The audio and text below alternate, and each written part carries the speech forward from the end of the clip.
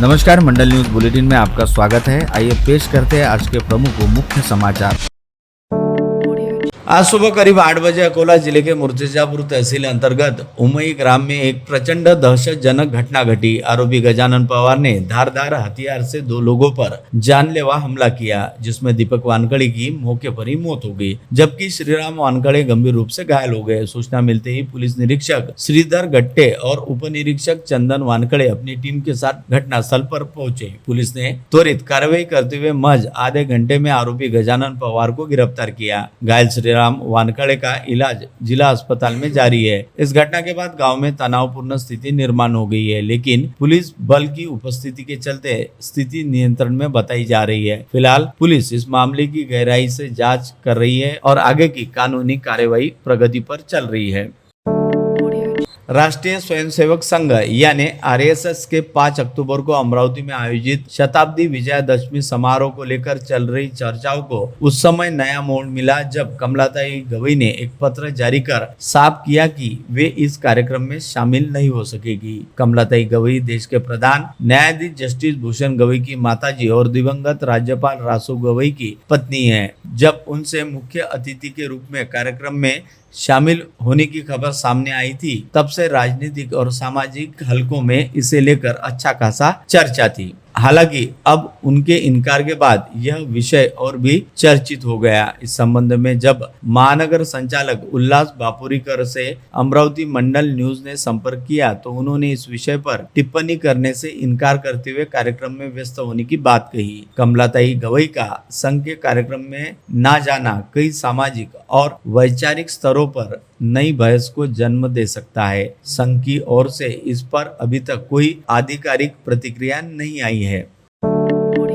राज्य भर में इस वर्ष भारी वर्षा और बाढ़ ने किसानों और आम जनता को गहरे संकट में डाल दिया है। महाराष्ट्र के कई जिलों में अतिवृष्टि के कारण फसलें बर्बाद हुई और जनजीवन अस्त व्यस्त हो गया है। राज्य सरकार ने इस आपदा से प्रभावित लोगों की मदद के लिए समाज के सभी वर्गों के सहयोग की अपील की है। इस अपील के प्रत्युत्तर में शेगांव स्थित श्री गजानन महाराज संस्थान ने सामाजिक उत्तरदायित्व निभाते हुए मुख्यमंत्री सहायता निधि में 1 करोड़ 11 लाख का सहयोग प्रदान किया है। यह धनराशि 27 सितंबर 2025 को महाराष्ट्र राज्य के मुख्यमंत्री देवेंद्र फडणवीस को सौंपी जाएगी। संस्थान की ओर से यह राशि केवल आर्थिक मदद नहीं बल्कि एक संदेश है कि जब भी समाज में संकट होता है और धार्मिक आध्यात्मिक संस्थाएं भी उनके साथ कंधे से कंधे मिलाकर उनके साथ खड़ी होती है।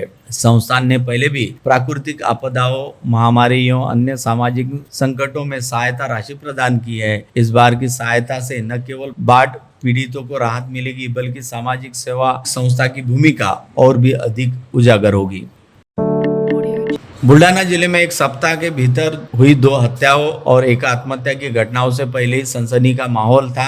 अब एक और पारिवारिक हत्याकांड ने जिले को दहला दिया है। अमडापुर थाना क्षेत्र अंतर्गत आने वाले ग्राम किन्नी वटसट में एक युवक द्वारा अपने माता पिता की बेरहमी से हत्या किए जाने का मामला सामने आया है। आरोपी की पहचान गणेश महादेव चोपड़े के तौर पर हुई है। शनिवार को पारिवारिक विवाद के चलते अपने पिता महादेव त्रंबक चोपड़े और मां कौशल्या बाई की बेरहमी से पिटाई कर उनकी मौके पर ही मौत हो गई, जिसके बाद घटना की जानकारी मिलते ही अमडापुर पुलिस ने मौके पर पहुंचकर शव का पंचनामा किया और उन्हें पोस्टमार्टम के लिए चिखली के सरकारी अस्पताल भेज दिया गया। इस दौरान उप विभागीय पुलिस अधिकारी सुधीर पाटिल ने भी घटनास्थल का मुआयना किया। पुलिस द्वारा आरोपी के विरुद्ध विविध धारा के तहत मामला दर्ज किया और लिखे जाने तक आरोपी को हिरासत में लिए जाने की जानकारी भी सामने आई है। अमरावती के सुपर स्पेशलिटी अस्पताल के विशेषज्ञ डॉक्टरों ने 25 अगस्त 2025 से अपना मानधन बढ़ाने हेतु अनशन जारी किया था, जिसके बाद 27 सितंबर 2025 को उन्होंने अपना अनशन वापस लिया गया। विशेषज्ञ डॉक्टरों की मांग को लेकर विधायक सुलभा खोड़के और विधायक संजय खोड़के की मौजूदगी में एक बैठक संपन्न हुई। इस बैठक में डॉक्टरों को तत्काल बकाया भुगतान करने का आश्वासन दिया गया। साथ ही डॉक्टरों के वेतन में वृद्धि और नियमित भुगतान अदा करने के लिए शासन का निर्णय 15 अक्टूबर तक जारी करने का वादा किया गया, जिसके बाद डॉक्टरों ने अपनी हड़ताल खत्म की। बैठक में डॉक्टरों को 4 महीने का बकाया मानधन दिया गया और बाकी बकाया जल्द से जल्द चुकाने की बात भी कही गई। बैठक में विभागीय संदर्भ सेवा रुग्णालय के वैद्यकीय अधीक्षक डॉक्टर अमोल नरोटे और विशेष कार्य अधिकारी डॉक्टर मंगेश मेंढे भी मौजूद थे। संप में शामिल सभी विशेषज्ञ डॉक्टरों ने 29 सितंबर से पुनः अस्पताल में काम करने और मरीजों की सेवा फिर से शुरू करने की गारंटी दी है। डॉक्टरों ने कहा कि वे मरीज की भलाई को प्राथमिकता देते हुए अपने कर्तव्य का पालन भी करेंगे। अमरावती जिले में हुई अतिवृष्टि के कारण भारी नुकसान झेल रहे किसानों के खेतों का आज प्रत्यक्ष निरीक्षण किया गया। इस दौरान वरिष्ठ कांग्रेस नेता एवं पूर्व मंत्री माणिकराव ठाकरे, अमरावती लोकसभा क्षेत्र के सांसद बलवंत वानकड़े, जिलाध्यक्ष बबलू देशमुख, पूर्व विधायक वीरेंद्र जगताप सहित कई नेता उपस्थित थे। किसानों की स्थिति देखकर माणिकराव ठाकरे ने कहा कि राज्य सरकार को किसानों के साथ मजबूती के साथ खड़ा होना चाहिए। उन्होंने बताया कि इस अतिवृष्टि से हुए नुकसान की रिपोर्ट पार्टी वरिष्ठ नेताओं के समक्ष प्रस्तुत कर सरकार को तुरंत मदद दिलाने की मांग को पुरजोर करेंगे। इस मौके पर पूर्व उपाध्यक्ष हरिभाऊ मोहोळ, ओबीसी सेल के जिलाध्यक्ष संजूभाऊ नागोले आदि कांग्रेस के कार्यकर्ता पदाधिकारी बड़ी संख्या में मौजूद थे। परंतु विदर्भातील पश्चिम भागातील जिल्ह्यामध्ये सुद्धा सगळ्या ठिकाणी अतिवृष्टी झालेली आहे। पूर त्या ठिकाणी आले आहेत नदी नाल्यांना आणि सततच्या पावसामुळे प्रचंड अशा प्रकारचं नुकसान शेतकऱ्यांचं शेतीचं झालेलं आहे, शेतमालाचं झालेलं आहे। त्यामध्ये मग सोयाबीन असो की तूर असो की कापूस असो यांचं कुठलंही उत्पन्न हे शेतकऱ्यांच्या हातामध्ये लागणार नाहीत अशी स्थिती आहे। प्रचंड नुकसान शेतकऱ्यांचं झालेलं आहे। याकरता शेतकऱ्यांना तात्काळ शासनाने मदत द्यावीत, ती सुद्धा मदत 50,000 रुपये हेक्टरी द्यावीत ही मागणी सर्व शेतकरी करतायत।